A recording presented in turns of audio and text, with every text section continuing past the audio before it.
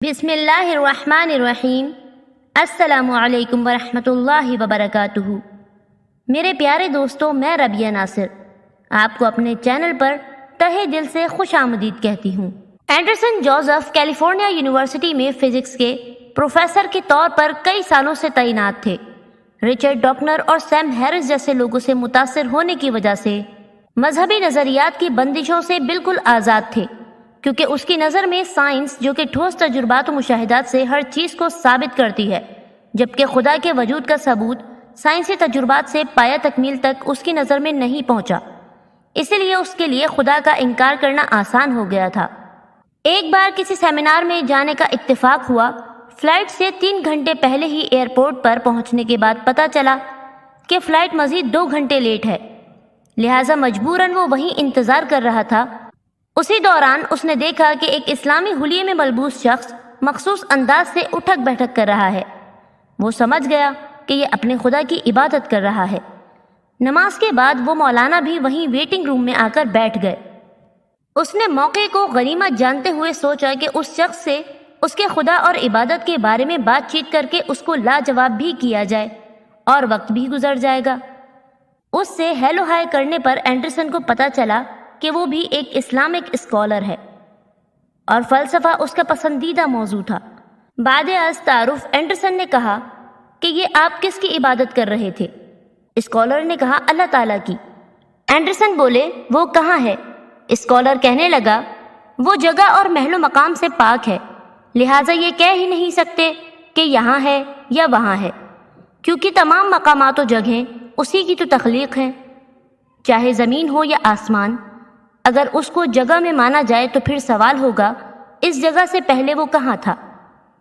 اس کا جواب دیا جائے گا تو پھر سوال ہوگا کہ اس سے پہلے کہاں تھا؟ اسی لیے یہی کہا جائے گا کہ وہ جگہ و مقام سے پاک ہے، ان کا محتاج نہیں۔ اینڈرسن نے کہا عجیب بات کرتے ہیں آپ، اچھا کبھی آپ نے دیکھا ہے اس کو؟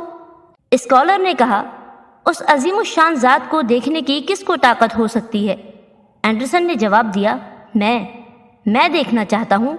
اسکالر نے کہا اچھا اس کو بعد میں دیکھ لیجئے گا، پہلے یہ تو بتائیں کہ یہ جو آپ نے میں کہا، کبھی اس میں کو دیکھا ہے آپ نے؟ اینڈرسن بولے اب آپ عجیب بات کر رہے ہیں، میں یہ ہوں۔ کہتے ہوئے اینڈرسن نے اپنے سر پر ہاتھ رکھا۔ اسکالر بولے یہ تو آپ کا سر ہے۔ پھر اس نے اپنے سینے پر ہاتھ رکھ دیا۔ جواب ملا یہ تو آپ کا سینہ ہے۔ اینڈرسن بولے جناب یہ سر سے لے کر پیر تک میں ہی ہوں۔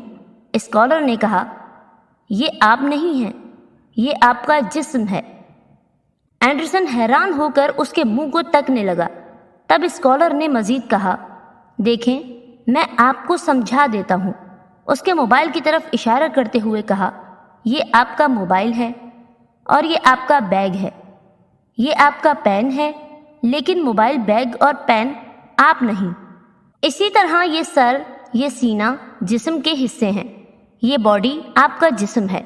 جب انسان مر جاتا ہے تو کہا جاتا ہے کہ یہ فلاں کی ڈیڈ باڈی ہے، فلاں کا جسم ہے۔ اس کا مطلب کہ جسم آپ نہیں، تو وہ فلاں جس کو آپ نے میں کہا تھا کہاں ہے؟ اینڈرسن کی جب پریشانی بڑھتی گئی تو اس نے کہا کہ پھر میری روح میں ہوں۔ اسکالر نے کہا جناب روح بھی وہ میں نہیں جس کو آپ نے میں سے تعبیر کیا تھا، کیونکہ روح کو بھی اسی میں کی طرف منسوب کیا جاتا ہے کہ فلاں کی روح پرواز کر گئی، فلاں کی روح جسم سے نکل گئی۔ اینڈرسن کہنے لگا تو پھر آپ ہی بتائیے کہ میں کون ہوں؟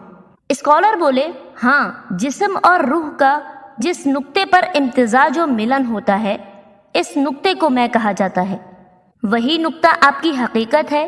اب مجھے بتائیے کہ اس نقطے کو کبھی آپ نے دیکھا ہے؟ کسی اور کو آپ نے اپنی حقیقی شخصیت دکھائی ہے؟ اینڈرسن حیران ہوتے ہوئے کہنے لگا یہ کیسے ممکن ہے؟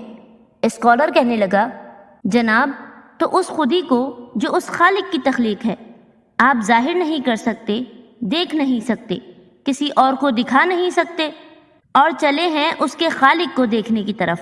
آپ میں اتنی بھی طاقت نہیں کہ خود کی حقیقت کو دیکھ سکیں، تو خالق کو دیکھنے کی طاقت کہاں ہوگی آپ میں؟ اللہ پاک کی ذات ہماری سوچوں سے کہیں ماورا بلند و بالا اور رافع و اعلیٰ ہے۔ اس کا ادراک ہماری عقل فہم و فراست نہیں کر سکتی۔ ہاں، اس کی تخلیق کردہ کائنات ضرور اس کی قدرت کا شاہکار بھی ہے اور اس کی عظیم صفات کی نشانیاں بھی، جن سے اس کی معرفت حاصل ہو سکتی ہے، لیکن اس کو بدابتاً دیکھنا اس دنیا میں ہو ہی نہیں سکتا۔ اینڈرسن ان باتوں کی وجہ سے خالق کے ہونے کا قائل ہوتے ہوئے اپنے ذہن میں سینکڑوں سوالات لیے بیٹھا تھا۔ بے ترتیب سی کئی سوچیں اس کے دماغ میں ٹکرا رہی تھیں کہ فلائٹ کے اعلان نے اس کو چونکا دیا اور اپنا سامان لیے اندر کی طرف چلا گیا۔